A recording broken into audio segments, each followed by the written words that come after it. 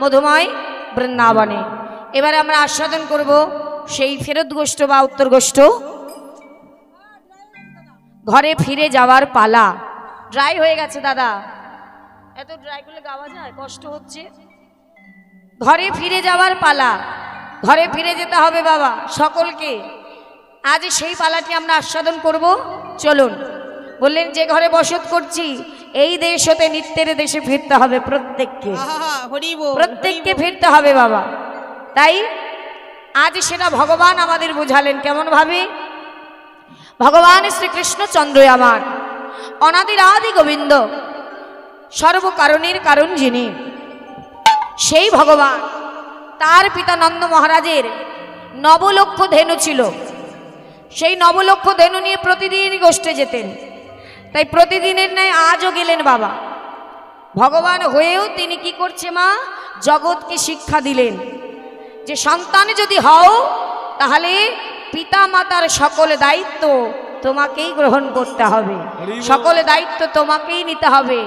তাই কি করলেন সেটা ভগবান আজ দেখালেন। তিনি ভগবান, তবু আজ তিনি কি করলেন, নন্দ মহারাজের ঘরে তিনি পুত্র রূপে এলেন। ভগবান বললেন যে আমাকে যেমন ভাবে ভজনা করে আমি তাকে সেভাবেই ভজি। কেউ যদি বলে তুমি আমার পুত্র হয়ে যাও আমি তার পুত্র হয়ে যাই, কেউ যদি বলে তুমি আমার সখা হয়ে যাও আমি তার সখা হয়ে যাই। তাহলে দেখেছেন যা বলবেন তাই। ভগবান শুধু বলছে একবার বলো, যা বলবে আমি তাই হব, তাতেই রাজি আছি। কিন্তু তার জন্য থাকতে হবে এই হৃদয়টা ধার্মিক, হৃদয়টা ভক্তি। কারণ যেখানে ধর্ম সেখানেই তো ভগবান বাবা। তাই আজ কি করলেন, তিনি তার পুত্র হয়ে আজ নন্দ মহারাজের 9 লক্ষ ধেনু নিয়ে চলে গেলেন গোষ্ঠী। সেখানে গিয়ে আজ কি করছে, নানাবিধ খেলা খেলছে বাবা।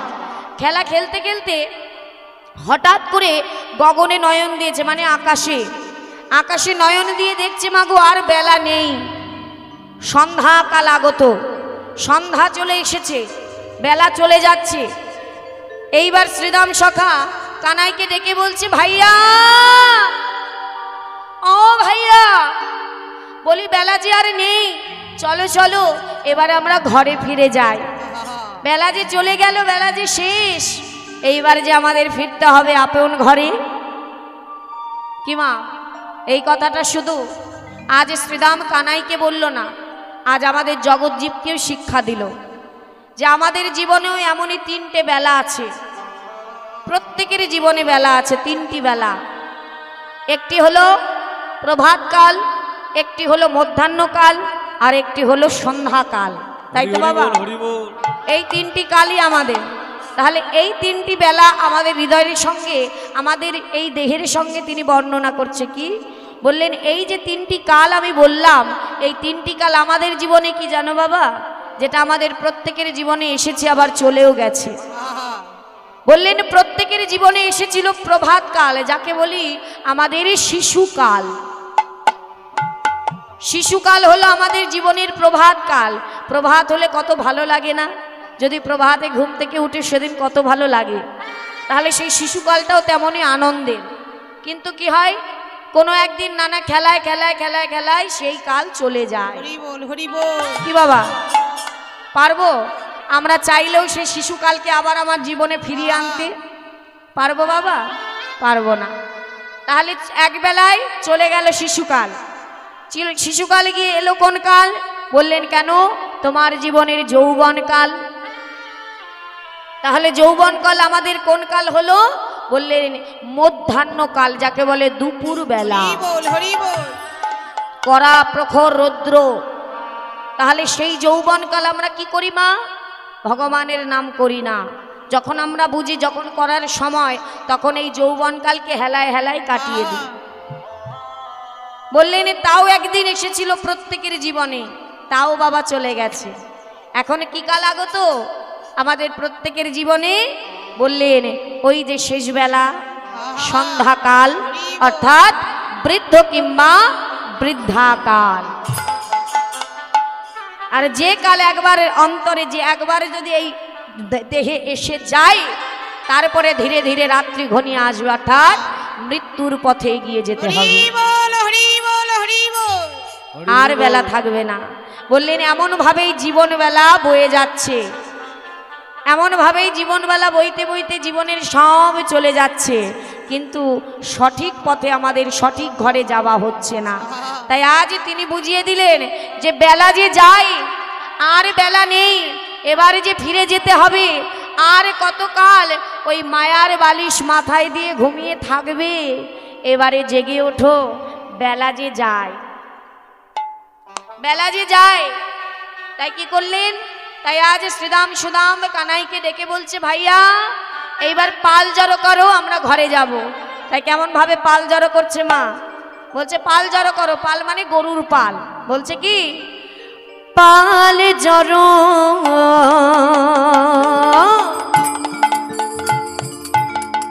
করো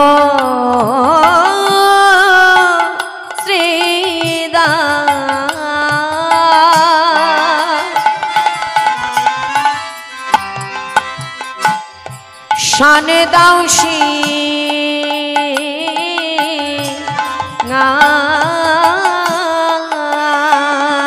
মরম সখা হে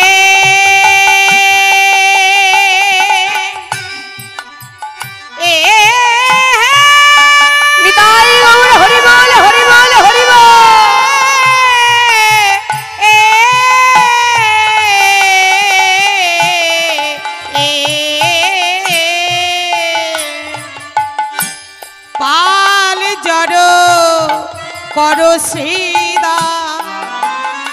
শ্রীদাম শান দাও সিংহার সঘনে বি সমখাই নাম করে মা, হরি সঘনে বি সমখাই নামে করে মা। কি বলছে মা, বলছে ভাইয়া পাল জড়ো করো, আর বেলা নেই। হঠাৎ করে কানাই কি করেছে বাগো, বিষম খেয়েছে। আর যেই বিষম খেয়েছে বলছে ভাই আমি বিষম খেয়েছি, আমার ঘরে বসে আমার মা মনে হয় আমার নাম করছে, তাই ভাই আমি আর থাকতে পারবো না, এবার আমাকে যেতে হবে। কেন জানো, শোনো শোনো, কি আজও মাঠে আমাদের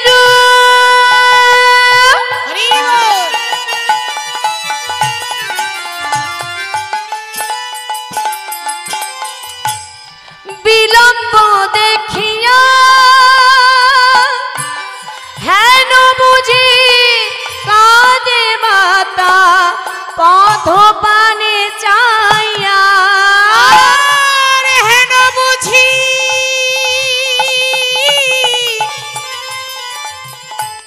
কাঁদে মাতা পথ পানে চাইয়া, আমার মা বুঝি নাম করে আমার মা বুঝি নাম করে ভাই, আমার মা বুঝি নাম করে আমি নইলে বিষম খাবো কেন, আমার মা বুঝি নাম করে বিষম খাবো কেন, মা বুঝি নাম করে মা, আমি নইলে বিষম খাইব কেন, মা বুঝি নাম করে মা, আমি নিতাই গৌর হরিবল হরিবল, মা বুঝি নাম করে মা, নইলে বিষম খাইব কেন, মা বুঝি নাম করে মা, মা বুঝি নাম করে ভাই। তাই কি বললেন, আমার মা মনে হয় নাম করছে ভাই আর থাকতে পারবো না, পাল জড়ো করো। পাল জড়ো করতে বলছে গরুর পাল। আর আমাদের কোন পাল, বললেন এই যে দেহের মধ্যে কাম ক্রোধ লোভ মোহ মদ আশ্চর্য, এই পালকে যদি নিজেরা আমরা দড়ি দিয়ে হৃদয়ে না বাঁধতে পারি, তাহলে কোনোদিন কৃষ্ণ ভজনে আমরা যেতে পারবো না। তাই বলছে যার যার হৃদয়ের পালগুলি বেঁধে ফেলো, দড়ি দিয়ে শক্ত করে বেঁধে ফেলো, আর ফেলে সবাই গোবিন্দের নাম করো, হরিবল হরিবল। এইবারে পাল খুঁজতে খুঁজতে মা অমনি কানাই এসে বলছে, শ্রীরাম বলছে ও কানাই, তুই যদি ওই তোর ওই চাঁদ বদনে বেনু না বাজাস, তোর ওই কোনো পালই ফিরবে না। তুই এক কাজ কর, তোর চাঁদ বদনে বেনু বাজা, দেখবি বেনু শুনে সব ধেনু ফিরে আসবে। তাই কি করলেন মা, আমার গোবিন্দ অমনি অধরে তার মুরলিটা বদনে দিয়ে এইবারে সকলকে ডাকছে, ধবলি শ্যামলি মঙ্গলি পিয়া